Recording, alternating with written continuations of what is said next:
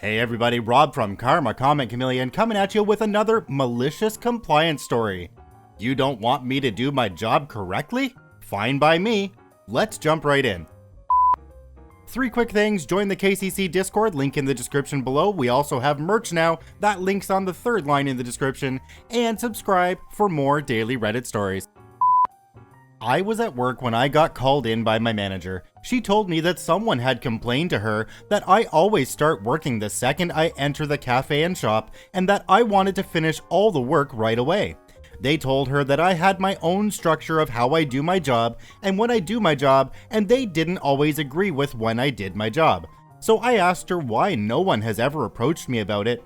I always ask the people that I'm working with what they want to do, and when something that I do affects them, I tell or ask them first. She told me that they felt like I would still do my own thing and ignore their wishes. I then learned that they was actually one person. Let's call him Richard. Now, I don't dislike Richard, but Richard is a mess. He has ADHD, he is known to procrastinate, he doesn't do a lot while we work together, and he needs multiple breaks, even though we're only technically allowed to have one 30-minute break. Now, I always accommodate to the people that I work with. I do have my own schedule of when and how I do things. I always follow the rules.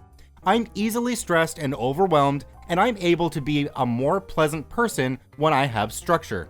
I have also had a surgery, and that means that I have a limited amount of strength and energy.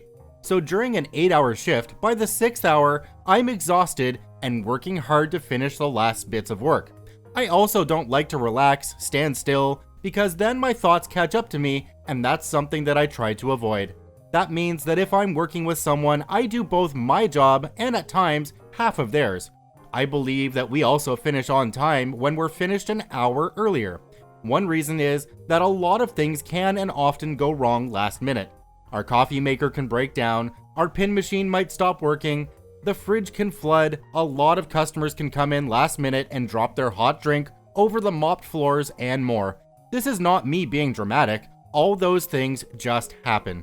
Now, if you're ahead of the game, it's not that bad. I tried to explain that, but my manager tells me to try and accommodate to Richard's needs more. So I told her that I'll just leave the planning to Richard so he wouldn't feel bad about it anymore. That's where the malicious compliance started. I had to work with him every day that week. He came in late as always, and I told him that I had a conversation with our manager and that I'll be following his schedule to do my job from now on. He seemed happy about that. Now, normally I count our cigarettes and clean the first oven, which is a 2-hour process. You don't have to do nothing during those 2 hours, but all the programs collectively last 2 hours. I didn't do that because he didn't tell me to. I didn't bake at the appropriate times because he had an issue with that. I didn't clean our first coffee maker, didn't count the first register, didn't check the products in advance, and more. Now, our shifts are from 3 to 11. At 8 o'clock, he asked me what we needed to do.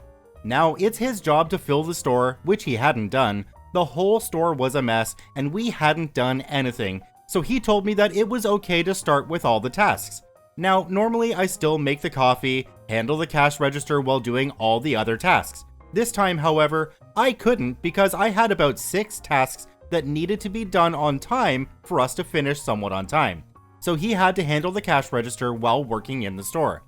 We ended up finishing a little bit before 2, and we left the store a mess. We got many complaints in the morning because their shifts became more difficult because I didn't prep the store for them like I normally do. However, I wasn't done. The next day I showed up and did the same thing. He still only wanted to start around 7:50 with all our tasks, and again, we finished later. My manager told me, okay, just split all the tasks and do your thing at your time and leave his tasks for him. I was fine with that. He seemed happy that I started to do my own thing again. However, he believed that I would go back to doing it all. This time, I was done with all my tasks at 8 o'clock. He still hadn't done anything. At times, he would just grab a couple of bottles of water and half stock the water, but that was about it. I wasn't bothered by that because it wasn't my job.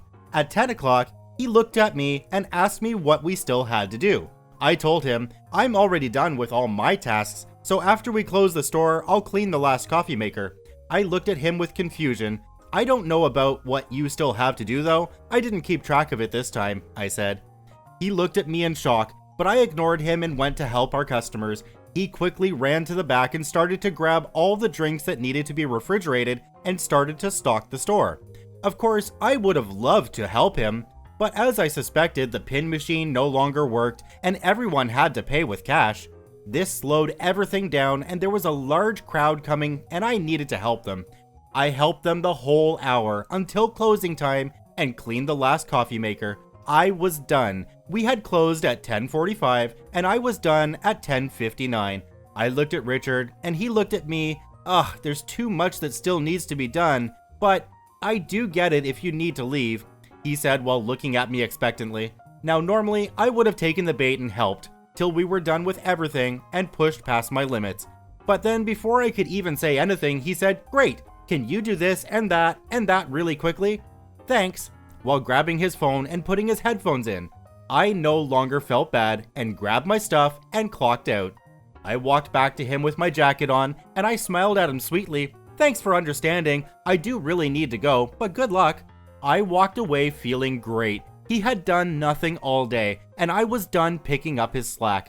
I knew that it would take a while for him to finish and that I wouldn't keep working twice as hard to make sure he didn't have to work. I also messaged my manager to inform her that I was done with everything and had to go home directly after closing time, but Richard was still working to finish his job. You'd think that was the end, right? Wrong. The next day he came to me feeling very upset.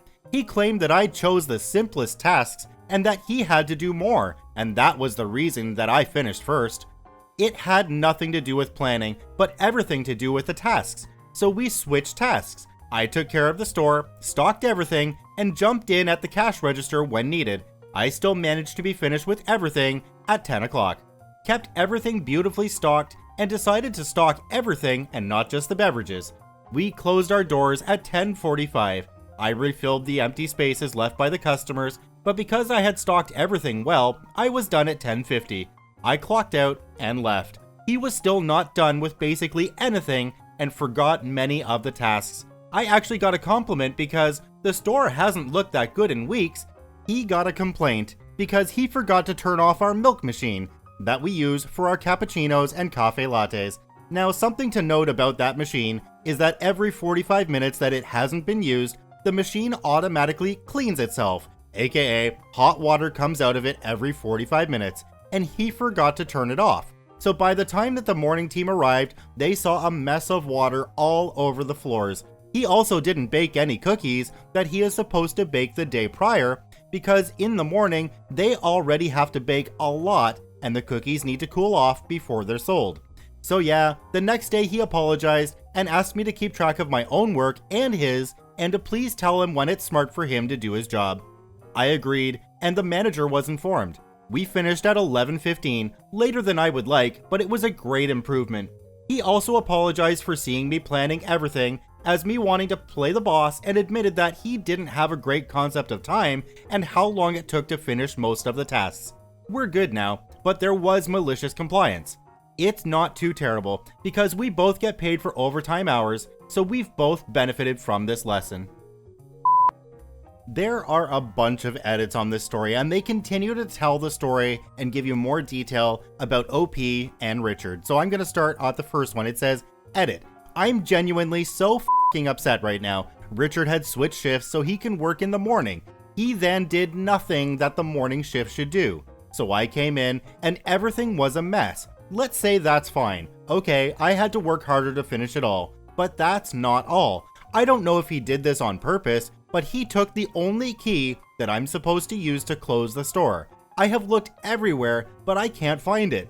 I have to spend more than 2 hours looking, and I'm so f***ing stressed that I am literally shaking. The store is now a mess. My manager is trying to fix something but can't. We tried to call him, but he turned off his phone. So it doesn't matter if we'll finish early, because we have to wait until 2:30 when they close the station that the store is at, because we can't just leave the store open. I don't know if this is some kind of petty revenge, but I'm just so upset and mad about all this. Edit again. Thankfully, we can go home earlier than expected. Someone who works at the cafe and is close to him went to his house to get the keys. So, hopefully everything will be alright. I'm still annoyed though, but that's just me. Maybe it's in my head, but I feel like he did this on purpose. First, he changes his shift to work the mornings. Nothing is done in the morning, which gave me more work. He just happens to accidentally take the key. He shouldn't even have the keys. Then he just happens to turn off his phone all day. So even though we finished on time, we had to wait. That just seems like he's trying to teach me a lesson. But maybe I'm just seeing things that aren't there. I don't know. Ugh. Edit after the drama. I had to work again, and I worked with a colleague who works with Richard, 27 years old, more often. He also knows that when he works with Richard, he basically has to do everything. He did talk to me about Richard's personal life and told me that he officially quit going to school because this year was his last attempt at graduating and he did not. He explained that it just made Richard feel very upset, which is understandable, and that he would now have to work full time. I do feel bad for him, and this might have been his way of lashing out and just dealing with this stage of his life. However, I didn't necessarily want to be the one dealing with it. Then there it was, the light at the end of the tunnel. I looked at the schedules and he was nowhere on the schedule. A little background information, the cafe and store that I work for has 4 different locations in the same train station. There's the smallest little cafe where we only sell coffee and little snacks, a larger cafe and shop that's often not busy at all, but we do sell a lot more things and bake more there. The second to largest and most visited cafe store, which is where I work most of the time. It's a lot more crowded, it's the center point of the station, and we have all the stock of our store, but also the stock of the busiest cafe store. And the busiest cafe and shop that attracts both the people at the shopping center because it's directly in front of the entrance to the station, and the people who are traveling by train. There are often 3 to 4 people working here instead of the normal 2 that work in the place where I work normally. I opened up all the schedules and then I just saw his name. All of his shifts were now at the busiest cafe and shop at the whole station. The idea of working there stresses me out.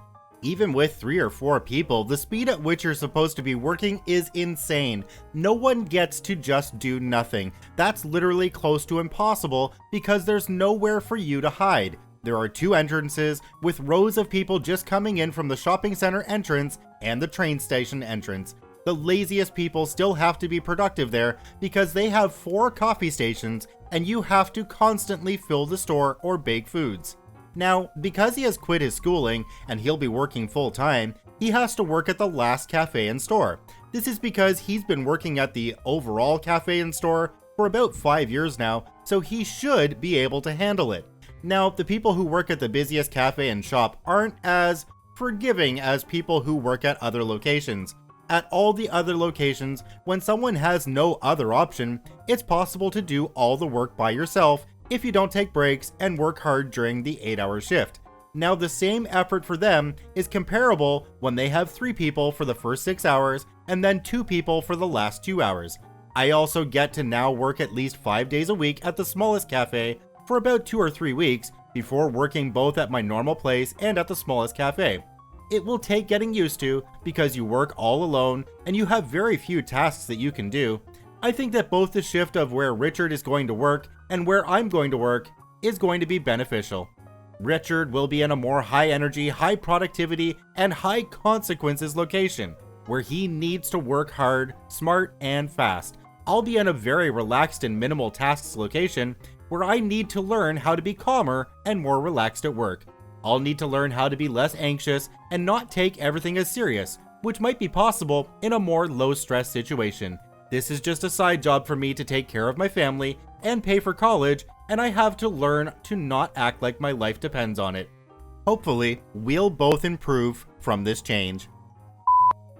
I'm glad OP got into a situation where they don't have to deal with Richard anymore. I have a feeling Richard's not going to last very long in the high-pressure environment of the other store. So, it'll be a win-win situation because OP has the job they want and Richard will no longer be there. I want to thank OP for giving me permission to narrate their story today. You can visit them at the links in the description below on Reddit and give them an upvote. Once again, this is Rob from Karma Comic Chameleon saying thanks for watching. If you enjoyed this video, I ask you to hit that subscribe button, drop a like, and share it with your friends, and we'll see you in the next one.